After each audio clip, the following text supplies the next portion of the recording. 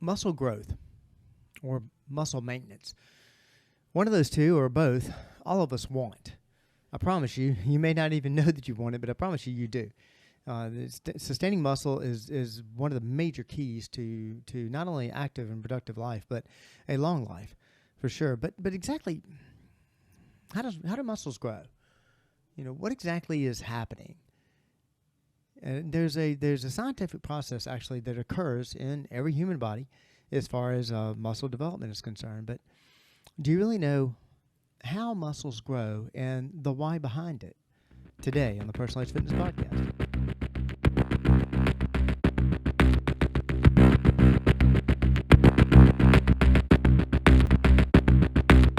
Good day and welcome to the Personalized Fitness Podcast. My name is Garrett Williamson. I'm president of Personalized Fitness. Thank you so much for joining us today for this podcast on muscle growth. And I'll tell you how to get in touch with the show if you're interested in asking any questions about this podcast or any others, or if you have any questions about dispelling the myths of health, fitness, and wellness, please reach out to us at area code 251-278-3343. That's 251-278-EDGE.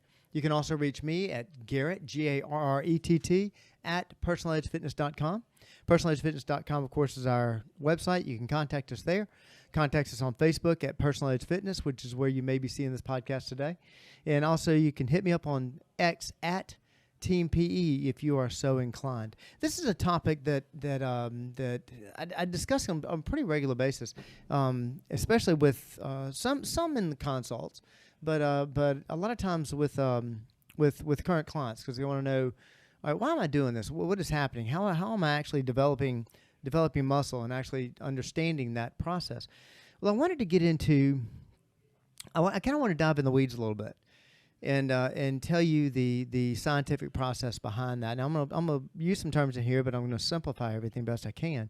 But as always, reach out to us if you have any questions. We'd love to answer them, and hopefully dispel a few myths about muscle development, but also muscle maintenance. And that's something that we don't think about that often. I actually had a client. This was a good 15 years ago. And he'd been working out with us for a long time, and we were talking about his program. We were talking about several things that day, but we were sitting in my office talking about his program and what we were doing with it and the trainers that he was working with. And he somehow, I'm not sure how he led to this part of the conversation, but he was one of our senior clients. He was a gentleman in his late 70s, probably early 80s at that time. And he actually said, well, I'm not interested in building muscle. It kind of struck me funny. You're not interested in building muscle. He said, no, I just want to stay flexible. And I realized something there, and this is something that we're careful using certain words because of, not that there's anything wrong with the word itself, but it's the connotation. It's what people inherently believe when they hear the word. Like I've talked about this before on the podcast, when you hear the word diet. Most people think diet means restriction. It doesn't. Diet, D-I-E-T, simply means a how you eat. And Mahatma Gandhi, when he was doing his hunger strike, was on a diet. I mean, it was a diet of no food whatsoever. The most obese person you ever met that overeats every single meal, that's a diet. It's an overeating diet. But most people believe that word means restriction. When I say the word build, many people think bulk. They think bigger. They think larger, whatever. Some people want to believe that, and a lot of people fear it. A lot of our female clients, no, I'm not interested in getting big. And that's not what build means. Build does mean strengthen, and and you can build something bigger, but you don't have to, by building muscle, it doesn't mean you're going to get bigger. But what he was missing, and I realized that something I hadn't stressed quite often, is that, if you ignore your muscle, if you don't use it, you lose it. And all you amateur kinesiologists out there know that. If you don't use it, you lose it. And if you ask most everybody about, well, what if you don't maintain your muscle? What happens to it? Well, you lose it. Of course. Well, what if you just, hey, I'm strong enough. I like this. I just like to keep this forever. And, well, that's maintaining muscle. And you still have to do exercises, and there's certain properties that are certain systems that are going to occur in your body on a daily basis from the cradle to the grave to maintain muscle. And when I say maintain in this part, your body body's first job is to keep the body moving. And so it's not going to expend any extra energy it doesn't need to. One of the things that requires energy to exist is muscle. Fat doesn't require energy to exist. Muscle does require energy to exist. And your body is doing a constant systems check. And this is going on all the time. And it is looking at muscle that needs to be repaired. And it's looking at muscle that isn't being used. And so if it's not being used, and you can tell your body, well, I'm not doing that, but I want that muscle. It doesn't matter what you tell the body. If you're not using the muscle, the body's going to cannibalize it. It is going to eat it. It is going to use. What is it? Why is it doing that? It is getting rid of a tissue that is not being used, that is requiring energy, and by cannibalizing that muscle, it's actually getting a lot of energy. There's a lot of energy in muscle, and so breaking down that tissue provides a lot of calories to keep the body moving. And so that's what atrophy is, and that's going to occur anytime you're not maintaining your muscle. You know, walking to the mailbox is part of an exercise that actually helps maintain muscle. But there's another side of it, and that is, what do you do once you leave the gym? What actually happens? What actually happens when you're not working out, or what happens in muscle development or muscle recovery? Now, forgive me, I'm actually going to read some of the notes here because I want to get some of these terms down. And please don't weigh too heavy on the terms. I'll break them down pretty easily. But I want to explain kind of the biochemical process of muscle growth, and some of you may be surprised at what you hear. In muscle growth, or what we know as hypertrophy. This occurs primarily through a process known as what they call muscle protein synthesis, because protein plays an extremely vital role in muscle development. Without protein, you cannot grow and or manage muscle. If you don't have protein, you will lose all your muscle, period. End of story. When you engage in resistance training such as weightlifting, you create these micro tears in the tissue. That's what we're doing. I've said that on other podcasts before. A physical therapist and a personal trainer, an exerciser, whatever.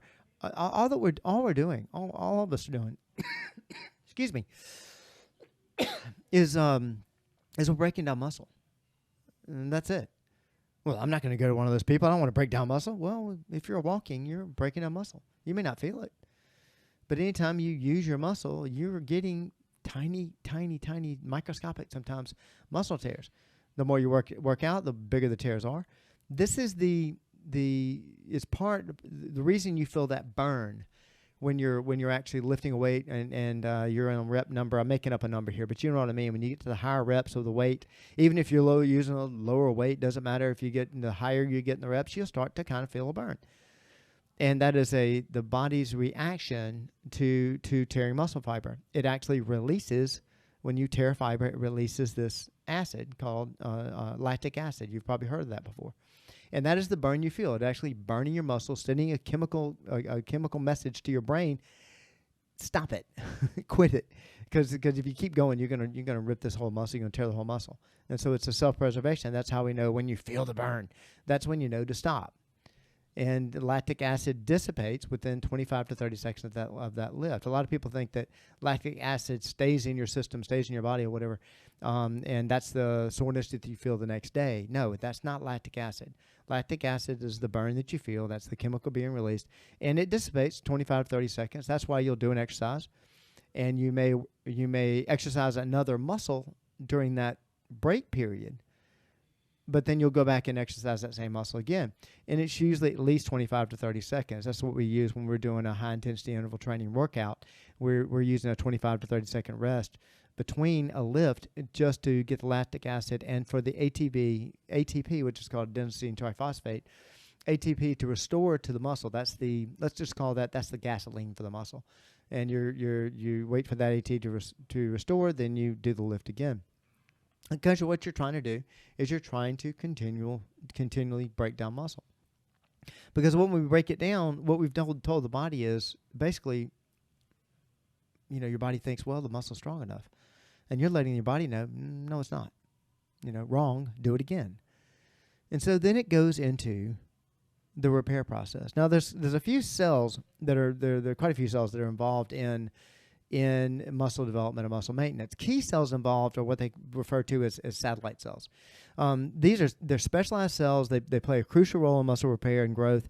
Upon activation by muscle damage, so as soon as you damage that muscle in a workout, they multiply and fuse with muscle fibers to aid in the repair process. There's also myocytes. These muscle cells grow and adapt in response to the stress that you've put on the muscle. These increase in size and they increase in number. And those are the cells that are really key in muscle development. Now there's a timeline. This is kind of interesting. This is what you may not have thought before about what is the timeline of muscle growth. Well, how fast does it start? How long does it take? What happens in those phases? And there's 3 different phases. There's an immediate phase, there's an early phase, and then there's a late phase of muscle repair. Right after a workout, the body begins to repair damaged muscle fibers, and this initial phase lasts 24 to 48 hours. And I mean, it begins immediately. It's sort of like you go kick an ant bed. And the ants don't hang out till, we'll get to that later or whatever, on a coffee break. No, the ants immediately, you see them scatter. One thing, you've uncovered them. And the second thing, there you immediately start repairing that anthill. This is what your body's doing. It immediately starts to repair that muscle. This is why it's key, and I'll do a podcast about this later. But you may have heard, that's a good time to take in some calories and take in some protein, and that's true. Your muscle receptors are the repair receptors are highly activated at that time. Great time to feed it some quick protein, some easily digested, even pre-digested protein. There's a supplement that I use, and there's tons of them out there. Don't get me wrong. There's one that I'm a fan of called Frog Fuel, and it's a liquid form of a quick protein shot. And the easier it is for the body to break it down, it's like having a big hamburger at that time. Not that I'm against that by any means, but if you really want rapid delivery of protein to these repair receptors, then use a pre-digested form, and something like a liquid type of protein is a good time. But that's what's going on in the immediate phase. It's 24 to 48 hours, and the repair starts in the early phase, and that's within the first week. Protein synthesis, basically taking that protein and using it to build muscle. The rates during that week after that workout are significantly elevated, and they are on alert. Damage has happened, sort of like a hurricane hitting my hometown. All hands on deck, and not all hands on deck for 24 to 48 hours. All hands on deck for a large amount of time, definitely that first week. And then you got the late phase, and this is over weeks to even months.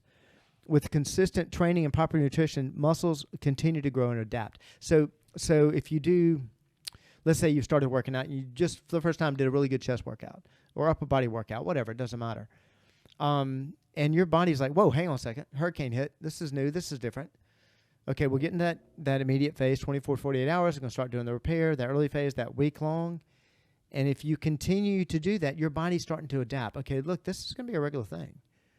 This damage thing happens as a regular thing. We got to get, let's lube all the machines and everything. Let's keep everything active, and so we can continue to keep up with the damage. In other words, we can continue not only repair the damage, but make it stronger. Let's try to, every time that your body's repairing this damage, it is trying to prevent it from happening again.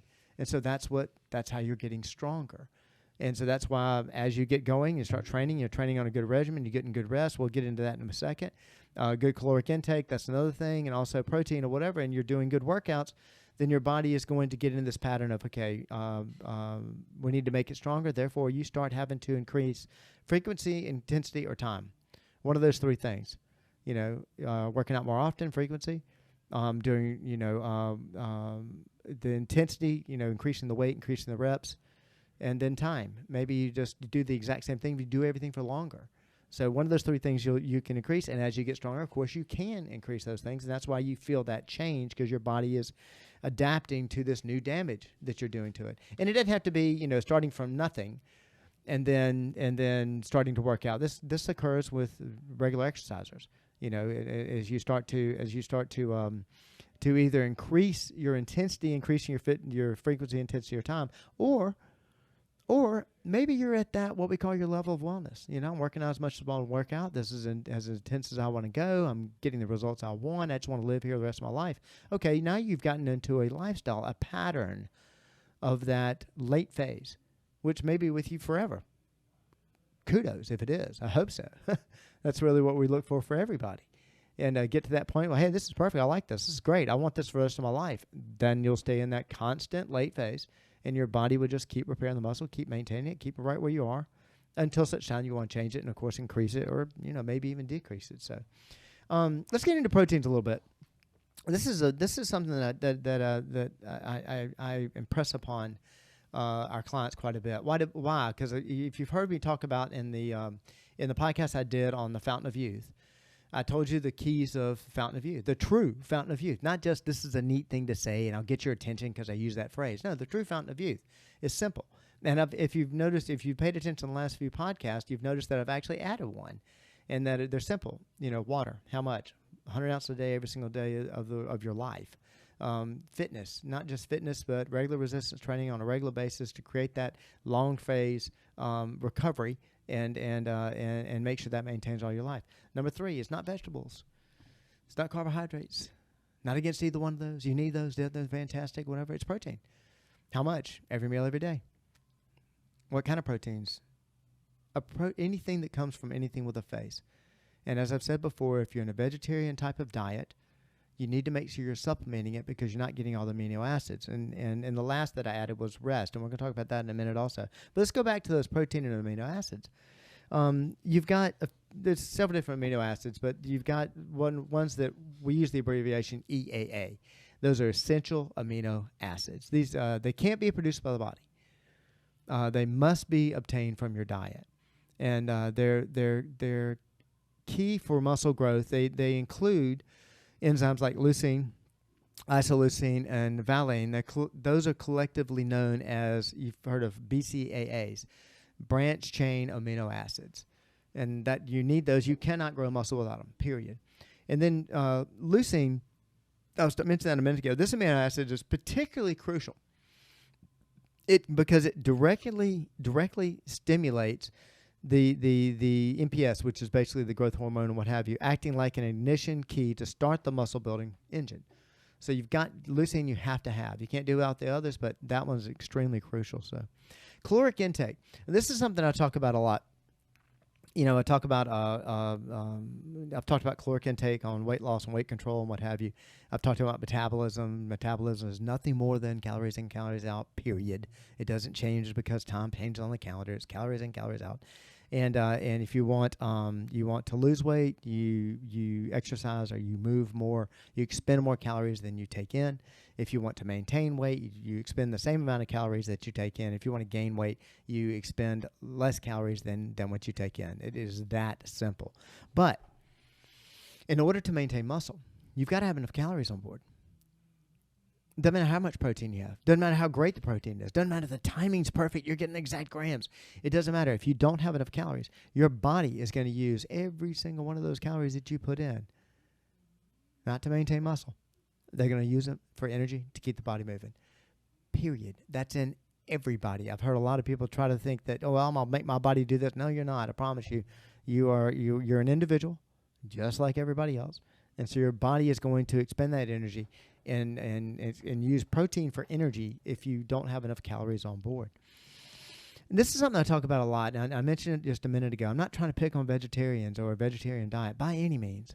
Many people do it for many reasons, and not getting into that, not against it.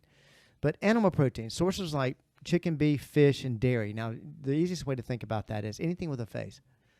A fish has a face. A bird has a face. Cow has a face. Lamb has a face. So anything with a face, these are considered complete proteins. Now, what do I mean by complete proteins? It means that they contain all of the essential amino acids in adequate amounts to build or maintain muscle. Anything with a face. Milk. It's a dairy product. Comes from a cow. Cow's got a face. Milk has And in the protein you get out of milk, it has every single one of the amino acids you need to maintain muscle.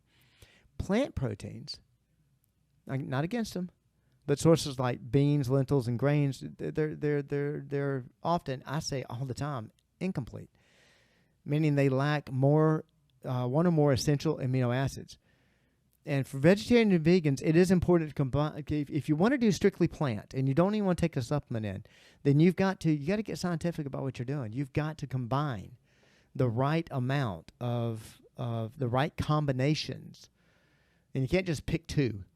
You got to look into. You got to do your research and find the right vegetables to put together, and make sure you have those every single day, every meal every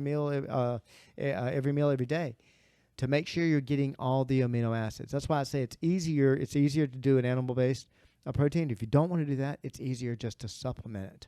And you can supplement it. You can low-calorie supplement it. There's a lot of ways to supplement it. And there are some, excuse me, don't quote me on this. It's something I can help you research. But there are some plant-based supplements out there that have the amino acids that you need infused in that supplement. So if you want to stay strict vegan or whatever, then it is possible. So I like to back everything up that I do with studies, and this one, of course, is going to come from one of my favorite places to quote, the father of fitness, the whole reason I have a job, whole reason you exercise, Dr. Kenneth Cooper. Study conducted by Cooper Aerobics Research Center highlights that a diet rich in high-quality proteins significantly enhances muscle repair and growth compared to diets deficient in certain amino acids. Now, I just repeated what I just said, but I want to let you know I'm not the only one saying it, and I don't want to bore you with all the details of the study. If you're really interested in it, hey, 251-278-3343. I'd love to speak to you about it. So, rest. The fourth thing I've added to the Fountain of Youth came from a podcast that I did with Dr. Paul Langevin. If you heard it, you heard him say it. And the osteopath that I've done several podcasts with, the rest and recovery. They're vital.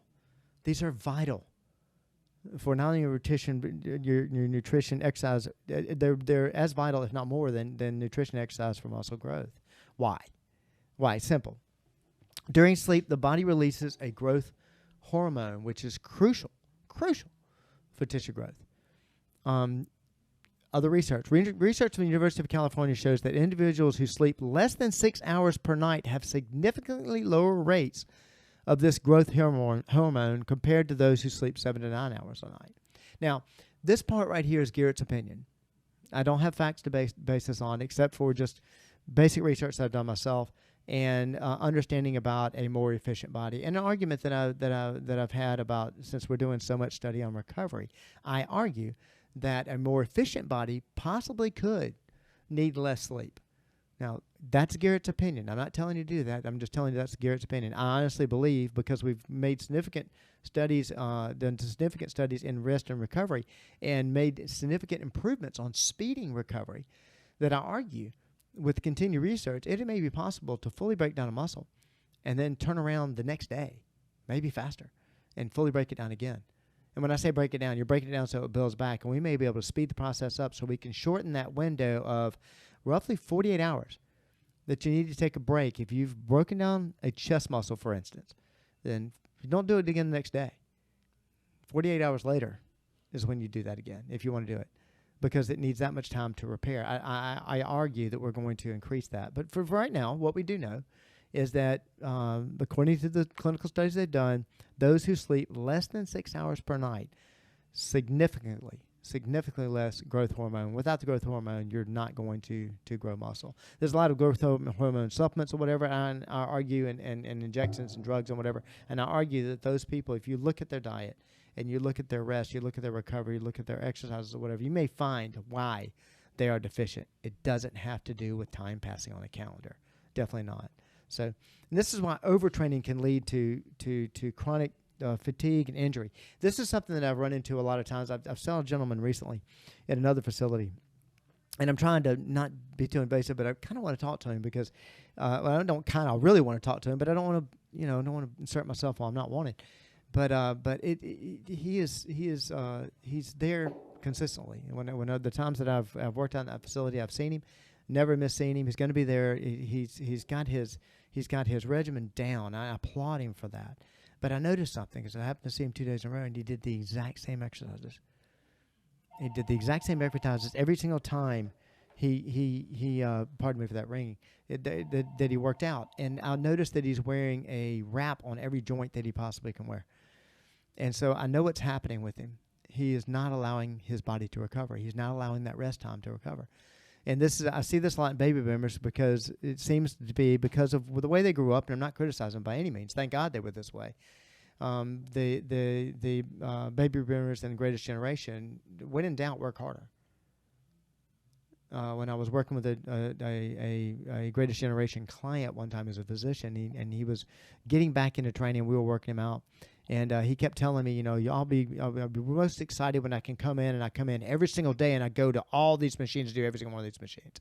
It took me the longest time to convince him, you need to take time off. You need to rest. You need to recover. And this is what I'm seeing in this gentleman, and I hope that I get a chance to talk to him and make his workouts more effective simply by take some time off and rest. It doesn't mean you can't work out every day. I do. I have a rest day every single week. And sometimes it's hard to take that rest day. It doesn't work for my head, but it works for my body.